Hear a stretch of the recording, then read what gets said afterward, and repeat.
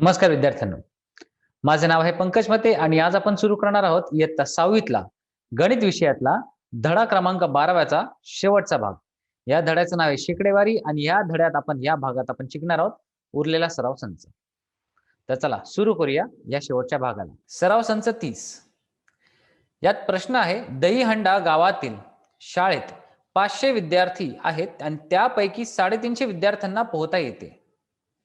तर किती टक्के विद्यार्थ्यांना पोहता येते आणि किती टक्के विद्यार्थ्यांना पोहता येत नाही हे काढू. लक्षात घ्या, 500 पैकी 350 विद्यार्थ्यांना पोहता येते. मग उरलेले विद्यार्थी आहेत त्यांना पोहता येत नाही. मग ते उरलेले विद्यार्थी कसे काढणार? 500 मधून 350 वजा केले तर आपल्याला जी संख्या मिळेल ती संख्या असते आपल्याला विद्यार्थी ज्यांना पोहता येत नाही. आणि आलेल्या संख्येचे ह्या 500 बरोबर किंवा ह्या पोहता येते ह्या दिलेल्या संख्यांचे 500 बरोबर किती गुणोत्तर आहे, किती शेकडेवारी आहे ते काढू. तर चला सुरू करूया याच्या उकलला. सुरुवातीला टक्के विद्यार्थ्यांना पोहता येते असे म्हणू. मग आपण कसे लिहितो? ए छेद 100 बरोबर दिलेली संख्या आहे 350 छेदात 500 म्हणजे 350 विद्यार्थ्यांना पोहता येते 500 पैकी. आता डाव्या बाजूला जर 100 छेदातले काढायचे असतील तर दोन्ही बाजूला आपल्याला 100 ने गुणावे लागेल. कारण इथे जर 100 ने गुणले तर समीकरणाचा अर्थ सारखा ठेवण्याकरता आपल्याला डाव्या बाजूला सुद्धा 100 ने गुणले तर उजव्याला सुद्धा 100 ने गुणावे लागते. मग म्हणून आपण लिहिले दोन्ही बाजूला 100 ने गुणू. मग आपल्याला काय मिळाले? 100 आणि हे 100 हे दोन्ही एकमेकांना भागतात. उत्तर येते 1. ते आपल्याला उत्तर आले ए. फक्त हे डाव्या बाजूला उरले. आता आपण उजव्या बाजूकडे वळू. तर 500 आणि 100 यातले 2-2 शून्य जर गेले तर 350 भागिले 5 तर उत्तर आले 70%. मग आपल्याला काय मिळेल? ए बरोबर 70. याचा अर्थ काय? 70% विद्यार्थ्यांना पोहता येते. आता जर 100 टक्क्यांपैकी 100 एककापैकी फक्त 70% विद्यार्थ्यांना 70 एककाला पोरांना किंवा मुलांना किंवा विद्यार्थ्यांना जर पोहता येत असतील तर उरलेले जे आहेत विद्यार्थी त्यांना पोहता येतच नाही. मग ते कसे काढणार? उरलेले विद्यार्थी कसे करतात? 100% वजा 70% म्हणजेच उरले किती? 30%. म्हणजेच आपण म्हणू शकतो 30% विद्यार्थ्यांना इथे पोहता येत नाही आणि 70% विद्यार्थ्यांना इथे पोहता येते.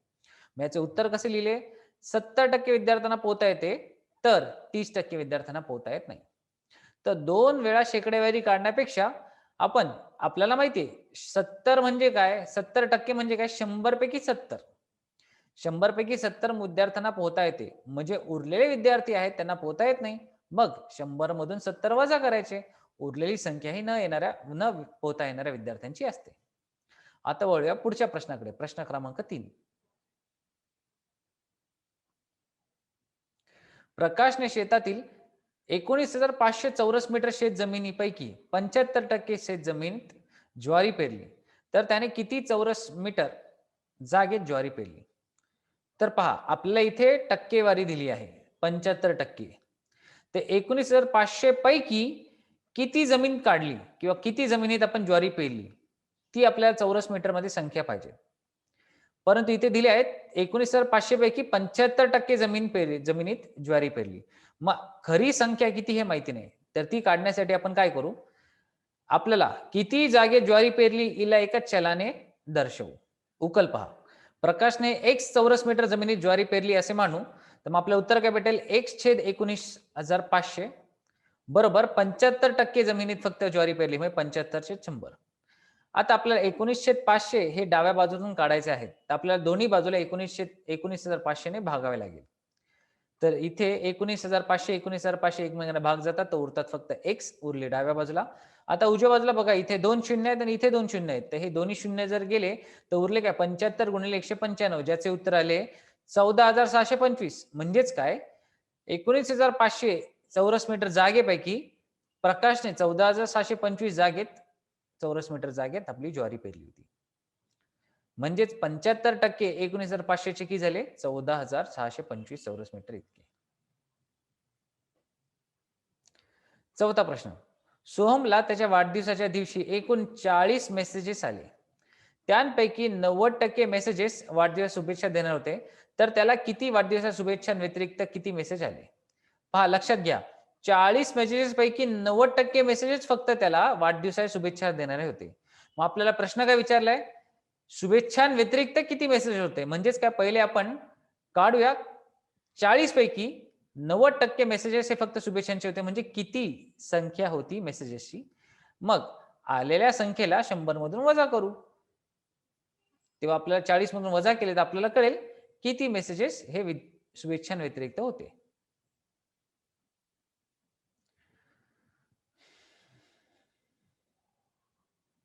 तर उकल पहा.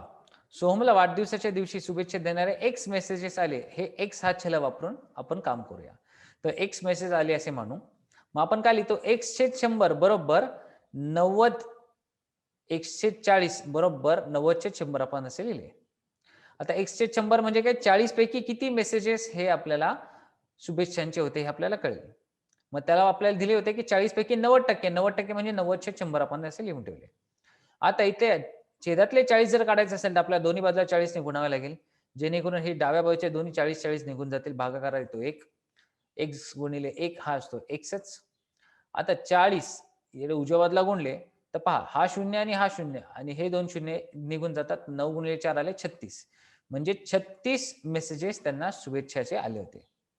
म्हणजे सोमोनला 40 पैकी 36 मेसेज कशाला आले? शुभेच्छांचे.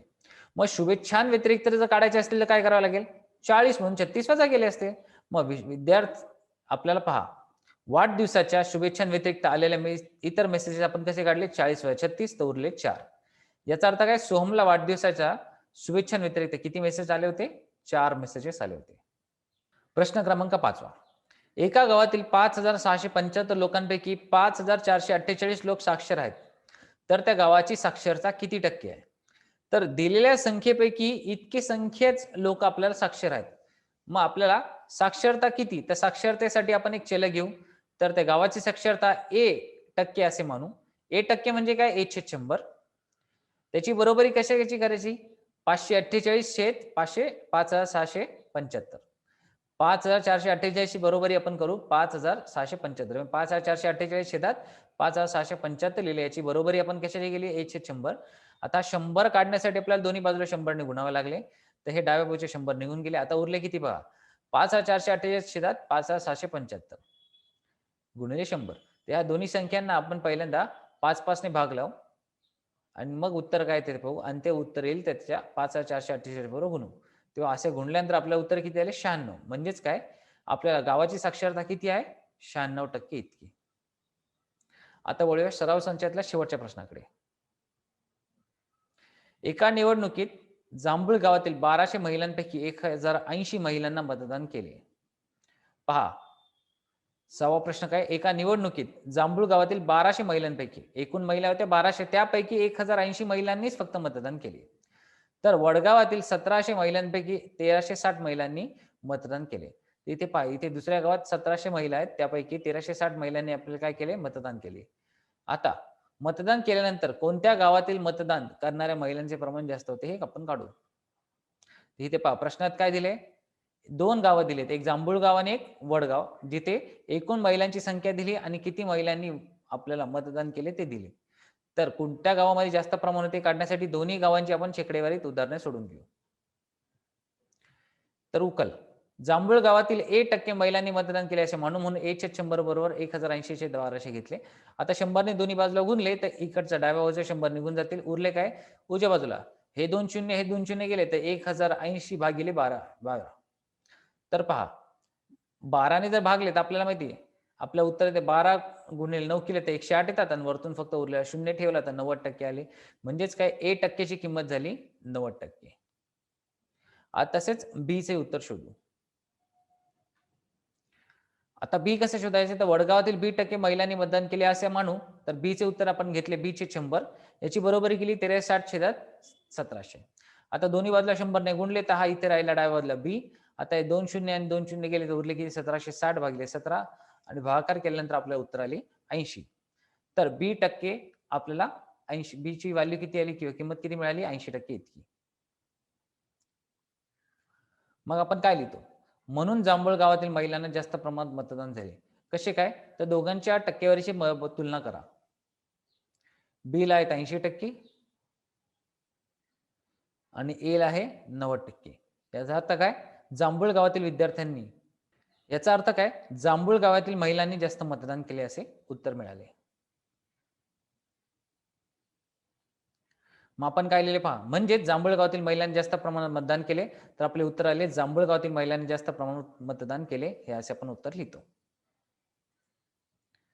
तर आज आपण काय शिकलो? आज आपण शिकलो, की समजा आपल्याला कोणत्या 2 संख्या दिल्या असतील आणि त्याची टक्केवारी जर काढायची असेल, तर ती कशी काढतात ती? आणि 2 संख्यांपैकी म्हणजे एक एकूण संख्या दिली आणि आपल्या त्यापैकीची संख्या ती दिली नाही, परंतु त्याची टक्केवारी दिली, तर त्यावरनं उदाहरणे काय सोडवायची ती आपण पाहिली. शेकडेवारी ह्या धड्यात फक्त या 2 प्रकारची उदाहरणे आहेत. ते तुम्ही नीट लक्ष देऊन सोडवाल, तर तुम्हाला उत्तर कळेल कसे काढायचे ते. तर चला आज आपण इथेच थांबूया. पुढच्या भागात पुढचा व्हिडिओ सुरू करू, पुढचा धडा सुरू करू. तोपर्यंत धन्यवाद.